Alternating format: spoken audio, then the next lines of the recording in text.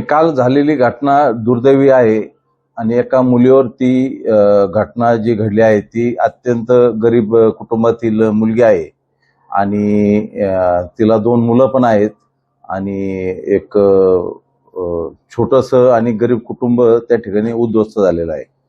तर झालेल्या घटनेबाबत मुळातच 9:30-10च्या दरम्यान ही घटना घडलेली आहे आणि ही घटना घडत असताना त्या ठिकाणी बरेचसे साई भक्त होते, शिर्डी शहरातील दुकानदार होते, सगळे त्या ठिकाणी बघ्याची भूमिका घेत होते। मी अपेक्षा ठेवत नाही साई भक्तांकडनं, पण स्थानिक नगर ह्या शहरामध्ये जे काही दुकानदार होते किंवा इतर काही स्थानिक लोक होते त्यांनी जी बघ्याची भूमिका घेतली त्याबद्दल मला खूप वाईट वाटलेलं आहे। आणि अशा पद्धतीनं जर आपल्या कुटुंबात कुठं घडत असलं आणि दुसऱ्यांनी बघ्याची भूमिका घेतली तर आपल्याला कसं वाटेल, याचं भान आपण ठेवायला पाहिजे। भैया त्या ठिकाणी सुरक्षा रक्षक असतात साईबाबा त्यांचे, तिथे पोलीस चौकी, हाकेच्या अंतरावर हत्या झाली, काय नेमकी? हाकेच्या अंतरावर हत्या झालेली आहे याच्यात कुठलीही शंका नाही।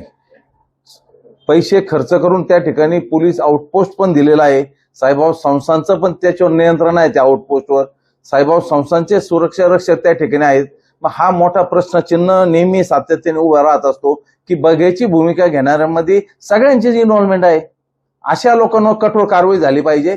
संस्थांचे कर्मचारी असो किंवा पोलीस स्टेशनचे त्या ठिकाणी कर्मचारी असो, यांच्यावर सुद्धा कारवाई झाली पाहिजे। नेमकी काय घटना ही आणि मुली नेमकं कोण काय? नाही, आता जी मुलगी मयत झाली आहे तिचं नाव जयश्री साईनाथ क्षीरसागर आहे। तिचा उपचाराच्या दरम्यान तिचा मृत्यू झालेला आहे आणि तिच्यावर जो काही खुनी हल्ला केलेला आहे त्यामध्ये नाझिया उर्फ फिजा पटेल ही एक मुलगी आहे आणि दुसरी अंजली राजू खंडीजोड ही पण मुलगी आहे। तर जी खंडीजोड आहे तिचं वय आहे 22 आणि ही फिजा पटेल आहे हिचं वय आहे 21 आणि जी मयत झालेली आहे साधारण तिचं वय सुद्धा एक 26-27 वर्ष वय आहे। आणि ज्या पद्धतीनं निर्गुण त्या ठिकाणी हत्या करण्यात आली आहे, पुरुष समजू शकतो, मुलं समजू शकतो, पण ज्यावेळेस मुली असं कृत्य करतात तर याचा बोध आता शिर्डीकरांनी, आमच्यासारख्या नेत्यांनी, कार्यकर्त्यांनी घेतला पाहिजे। सकाळी शिर्डी PI आपले रणजित गलांडे साहेब, त्यांचा सकाळीच मला फोन आला होता। आमची घटनेच्या बाबतीत चर्चा झाली, त्याच्यानंतर सुजयदादांशी चर्चा झाली, त्याच्यानंतर आमच्या शहराचे मुख्य अधिकारी CO डिगे साहेब यांच्याबरोबर सुद्धा आमची चर्चा झाली। आता नामदार साहेब आले होते, त्यांची पण चर्चा झाली आणि कठोरचे कठोर पावलं उचलावीत म्हणून त्यांचे आदेश या ठिकाणी प्राप्त झालेले आहेत। कमी श्रमामध्ये जास्त पैसा मिळतो आणि त्याच्यामुळेच असले प्रकार सगळे घडत आहेत। हे ज्या मुली आहेत या त्या ठिकाणी काय व्यवसाय करतात, नेमकं यांच्या मागे आहे कोण का एवढी डेअरिंग करतात? ज्या मुली किंवा मुलं, अल्पवयीन मुलं किंवा अल्पवयीन मुली शाळेत न जाता त्यांचे आईवडील त्यांना प्रोत्साहन देतात, हलक्या हाताने 1500, 1500-2000 रुपये संध्याकाळपर्यंत ते मुलं घरी आणतात। टिळा लावायच्या नावाखाली साई भक्तांना इमोशनल ब्लॅकमेल करतात।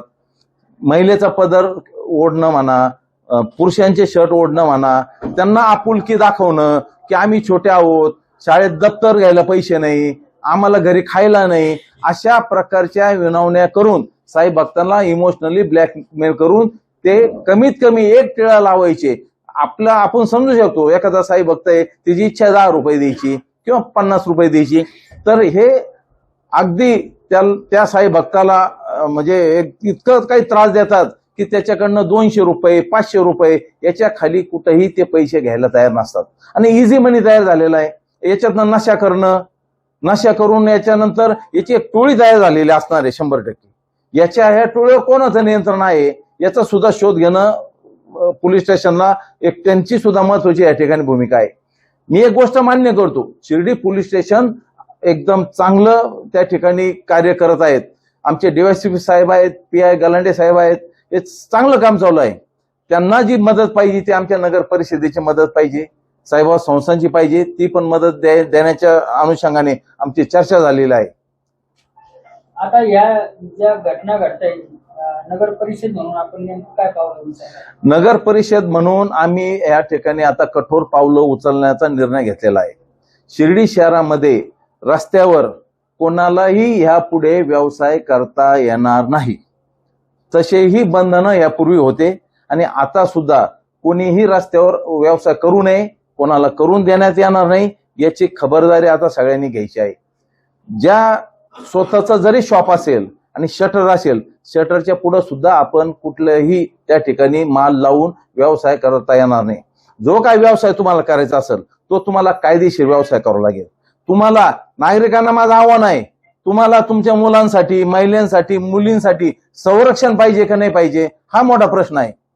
जर तुम्हाला संरक्षण पाहिजे असेल तर आम्ही जी नियमावली या ठिकाणी तुमच्यावर लादणार आहोत, लादणारच म्हणणार मी, कारण गुढीत काय कोणाला समजत नाही आणि हा सगळ्यांच्या संरक्षणाचा प्रश्न आहे. ज्या पद्धतीने त्या महिलेच्या कुटुंबातील छोटे मुलं, तिचे घरचे लोक ज्या पद्धतीने या ठिकाणी आक्रोश करत होते, याच्यावर आपण बोध घेतला पाहिजे की आपल्या घरात घटना घडल्यानंतर सुद्धा असले प्रकार होऊ शकतात. म्हणून या आजपासून आम्ही कठोर पावलं उचलून सगळं बंद करणार आहोत.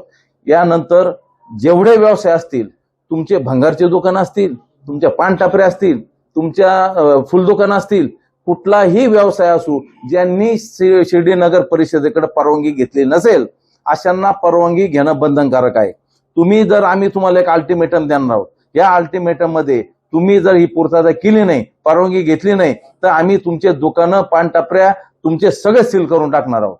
जे लोक यापूर्वी छोट्या मुलींना लॉज देऊन, हॉटेल देऊन वेश्या व्यवसायाला त्यांना करण्यास भाग पाडत असतील किंवा वेश्या व्यवसाय सारखं काही अन्य काही गोष्टी त्या ठिकाणी करत असतील, त्यांना सुद्धा माझी सूचना आहे, त्यांना माझी विनंती आहे की तुम्ही त्वरित थांबावं, नाहीतर तुमच्या सुद्धा आस्थापना आम्ही उद्या JCPनं पाडणार, याच्यात काही शंका नाही. हातभट्टी करणाऱ्यांच्या बाबतीत सुद्धा मागे निर्णय झालेला आहे. निम्म्याच्या पुढं जे काय हातभट्टी विकणारे लोक होते त्यांनी सांगितलं की आम्ही आता धंदे सगळे व्यवसाय आम्ही बंद करतोय. राहिलेल्या लोकांना आज आम्ही नोटीस इश्यू करणार आहोत.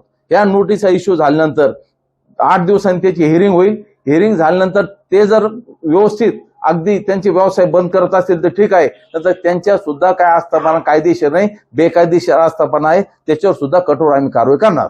इतक्या दिवसापासून गुन्हेगारीवर अजूनही लगाम बसत नाहीये. याला जास्त उशीर झालाय का? आणि आता सुद्धा याच्यावर लगाम बसेल याची शाश्वती कशी आहे? काय झालंय माहितीये का, रस्त्यावर नगर परिषदेची जागा, त्या नगर परिषदेच्या जागेवर आपण आम्हा पैसा मिळवतो याचं भान राहिलेलं नाही आणि त्याच्यातनं हे पैसे मिळवून याच्यातनं गुन्हेगारी, त्याच्यानंतर रात्री बेरात्री शिर्डी शहर चालू. आत्ताच नामदार साहेबांनी त्या ठिकाणी आदेश दिलेले आहेत की शिर्डी शहराला आता आम्ही दुकानं किती वाजेपर्यंत चालवायचे, रेस्टॉरंट किती वाजेपर्यंत चालवायचे, याचे आम्ही आजपासून बंधनं घालणार आहोत. त्या ठिकाणी शिर्डी पोलीस स्टेशन DYSP साहेब असतील, PI असतील, नगर परिषदेचे आमच्या नगराध्यक्ष असतील, नगरसेवक आमचे CO असतील, आम्ही एकत्र बसून आज त्याची नियमावली तयार करणार आहोत आणि तसे आदेश आम्ही आजच त्या संदर्भात आम्ही पारित करणार आहोत. आता तुम्ही दुकानं आस्थापना बंद करण्याच्या वेळेविषयी बोला, पण ही जी घटना झाली 9-9:30च्या दरम्यान झाली, खूप उशिरा झालेला हा विषय नाही, मग आता कसं करणार? मग तेच तुम्हाला सांगतो, इझी मनीमुळं ज्या पद्धतीनं लोकांनी इथं आज मास केलेला आहे, तर मुळातच रस्त्यावर आम्ही कोणाला व्यवसाय करून देणार नाही. बेकायदेशीर व्यवसाय करायचा नाही शिर्डीत. हे बेकायदेशीर व्यवसाय लोक करतात, त्याच्यामुळे हे सगळे प्रकार घडताय. तर आम्ही इथून पुढे बेकायदेशीर कुठलंही कृत्य होऊन देणार नाही. आम्ही एकदा हे सगळे व्यवसाय बंद झाले, रोडवर बसणं बंद झालं, तर ऑटोमॅटिक तुम्हाला मी सांगतो शिर्डीतली गुन्हेगारी शून्यावर येऊन थांबणार आहे. आणि ही सायन्सची नगरी, क्राईमची नगरी नाही. इथं क्राईम बिलकुल सहन केला जाणार नाही आणि ही सायन्सची नगरी, तर सायन्सच्या नगरीच पावित्र्य या ठिकाणी जोपासण्यात येईल. यांच्या मागे कोणी आहे का पाठीशी कोणी घालतात बाई?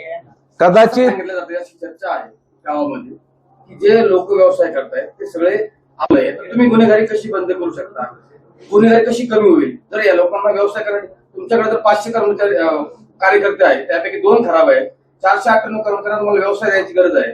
त्या लोकांनी जायचं कुठं? तुम्ही आज कारवाई सुरू करतायत, सगळे त्याच्यात भाडले जातील. या बाकीच्या लोकांनी करायचं काय? त्या लोकांना तुम्ही एक कुठेतरी हॉकर झोन द्यावा आणि त्या हिशोबाने तुमची कारवाई व्हावी असं मला वाटतं. हे बघा, आम्ही काय ठेका नाही घेतलेला प्रत्येकाचा व्यवसाय करून द्यायचा, कळलं ना? आम्ही ठेका घेतलेला नाही. आमचे कार्यकर्ते, आम्हाला असे मतदारच नको जे चुकीचं काम करतील आम्ही सहनच नाही करणार.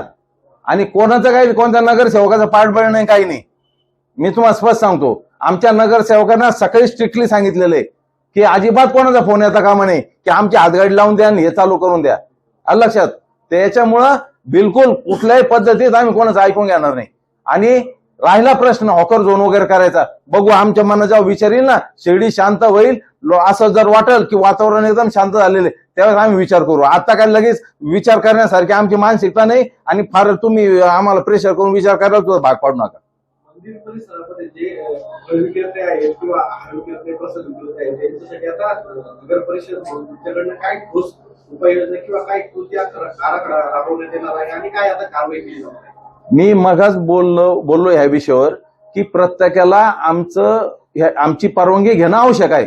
फुल दुकान असेल, फोटो लॉकेटचं दुकान असेल, पानटपरी असू द्या, काही असू द्या, कुठलाही व्यवसाय करायचा असेल तर आमची परवानगी घेणं बंधनकारक आहे. आम्ही तुम्हाला मुदत देऊ, मुदतीत तुम्ही आमच्याकडे सगळं अप्लाय करायचं. तुम्ही जर करू नाही शकले तर आम्ही ते सील करून टाकणार तुमच्या आस्थापन. एप्रिलच्या अखेरीपर्यंत ज्यांच्याकडे परवानगी नाही त्यांची हद्दपट्टी हाकलपट्टी नाही, आम्ही व्यवसायच करून देणार नाही, चुकीचा व्यवसायच सहन करून घेणार नाही. एप्रिलच्या अखेरीपर्यंत शिर्डी शहरातील जी अवैध वाहतूक होती, लक्झरी असतील, ऑटो रिक्षा असतील, त्या बंद होण्याचा शब्द देखील तुम्ही दिला होता.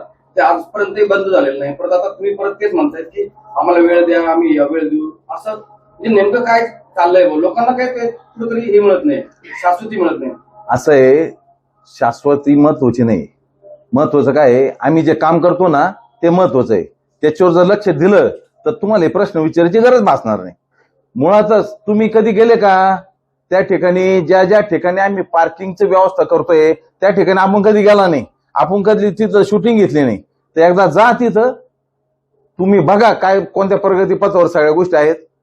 साधारण कुठलीही गोष्ट करताना आधी ती ग्राउंड तयार होणं आवश्यक आहे, त्या संदर्भातल्या परवानग्या मिळणं आवश्यक आहे. त्या सगळ्या अगदी प्रगतीपथावर आहेत आणि आम्ही कुठलंही बोगस वल्गना करत नाही. जे बोललो तेच करणार, जे करायचं तेच बोलणार.